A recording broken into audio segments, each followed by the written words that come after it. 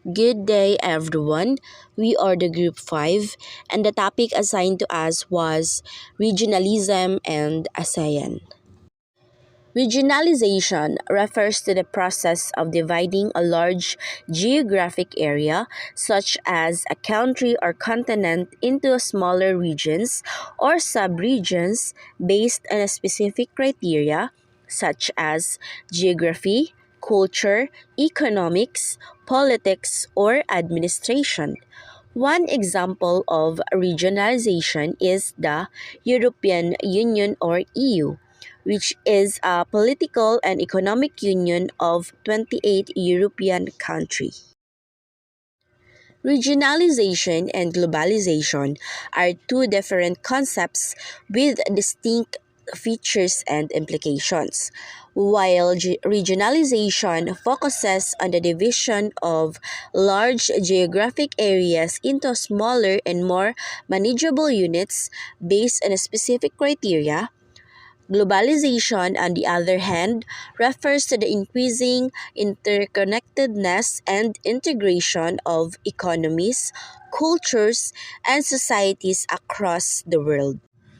ASEAN was established on August 8, 1967, with the signing of the ASEAN Declaration, also known as Bangkok Declaration, which aimed to promote regional peace and stability, economic growth, social progress, and cultural development.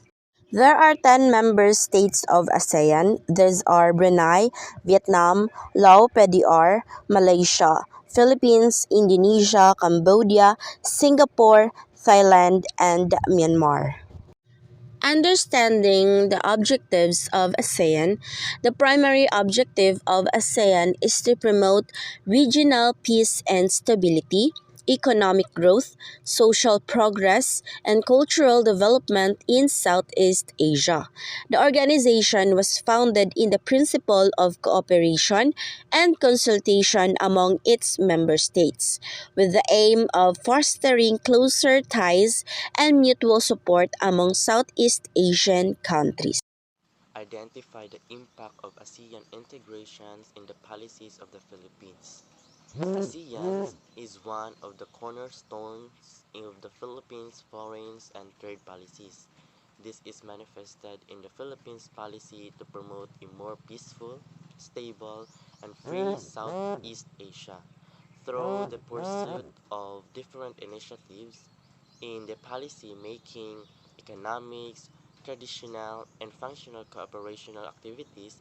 To illustrate, the Philippines actively participates in the shaping of ASEAN's regional agenda that will ensure the bloc's relevance and importance in the international arena. More importantly, the Philippines has constantly affirmed that ASEAN's centrality should be promoted at all times, both in the group's external and internal dealings, in that ASEAN continues to remain as the drivers of regionalism and act as an interlocutor between competing regimes. Compare ASEAN versus European Union and other regional organizations. But before that, I will share you the ASEAN and European Union, the untold story. The United Nations marks its 75th anniversary this year with a mixed record of achievements and failures. One of the less known success stories is the link between the UN and the regional organization. Article 52 of the UN Charter refers with approval to regional arrangements which support the purposes and principles of the UN. ASEAN and the European Union are two regional organizations which readily come to mind. Both support the objectives of the UN by maintaining peace in their respective regions, by preventing armed conflict, by empowering their citizens, and by raising the standards of living of their peoples. So, ASEAN is the most successful regional organization in Asia. The European Union is the most successful regional organization in Europe and perhaps in the world. And yet, despite the many ties that bind these two institutions, the relationship between them is little known to the public. Singapore is currently the ASEAN coordinator of the ASEAN and European Union relationship.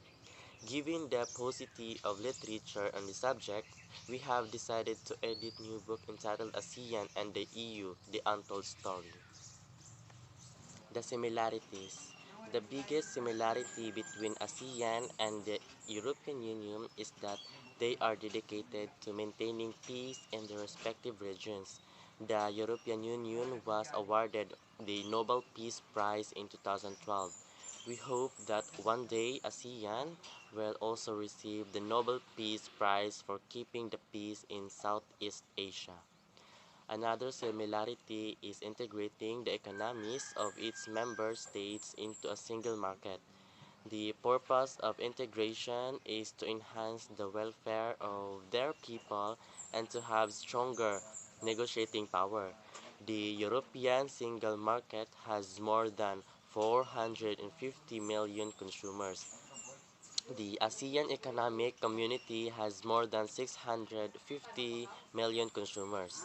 And now, let us know the differences between the ASEANs and the European Union and other organizations.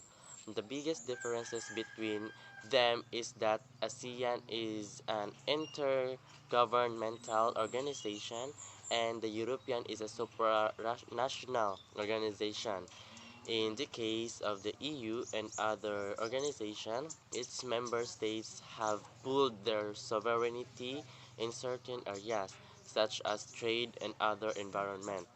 They have institutions such as a parliament, a court, a single currency, and a foreign service which ASEAN does not have. The ASEAN secretariats, with a fewer than a 400 staff, is tiny compared with the European Commission's with more than 23,000 personnel radars. Good day everyone. So I'm going to tackle about identify the factors leading to greater integration of Asian region. First, we're going to identify what is integration. Integration, the act of bringing together smaller components into a single system that function as one. So, example of this is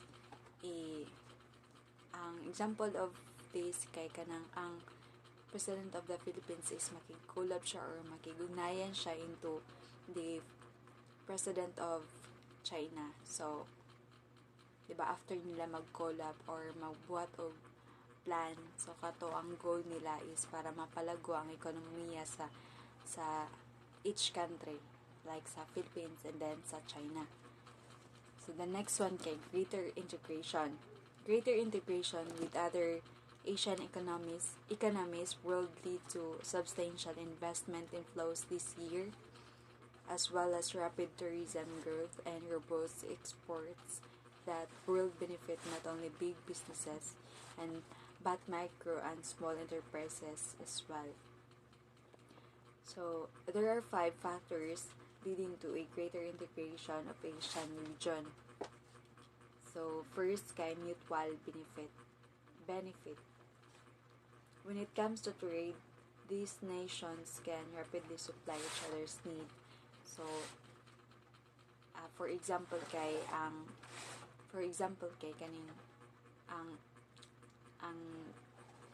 during or dati is during 16th century, before the colonization of Spanish, kay ang kaning China is nagaadto sa Philippines or nagaani sa Philippines para magkuan sila silk or porcelain, and then kato kay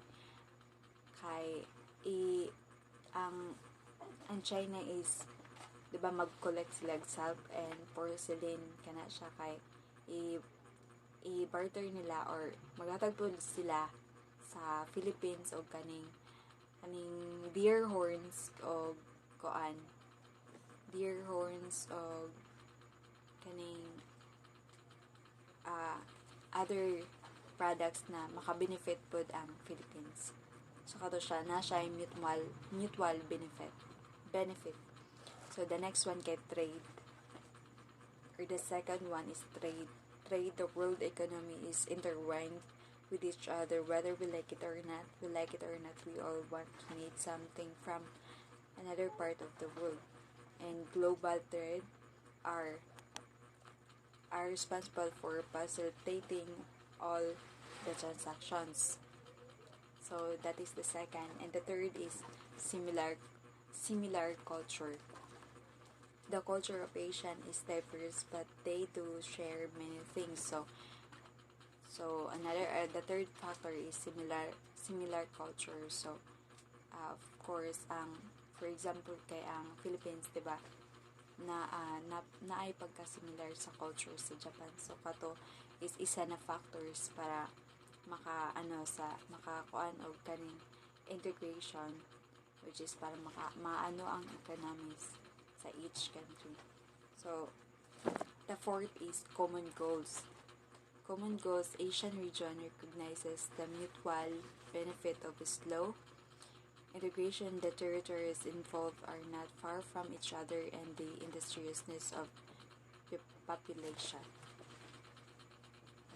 So, common goals, same sila sa same og goals, like for like katong akong example nga ang Philippines and China is magkulab and they have a same common goals na mapalago gud ang economy sa each country. So, number 5 is similar security needs. Aside from the small localized levels, this association needs only to contain with foreign support terrorist groups which are usually handled well. So, fifth is similar security needs. So, to. And another topic is analyze how different Asian states confront the challenges of globalization and regionalization. So, region and globalization are two equal shapes of social realities. Yet, religion has existed for longer than globalization. Unlike religion, there is a lot of confusions and dilemmas about the definition of globalization. Like religion, globalization is a challenging concept to define since most of dominant discussions suggest that globalization is dominant by economic and political process.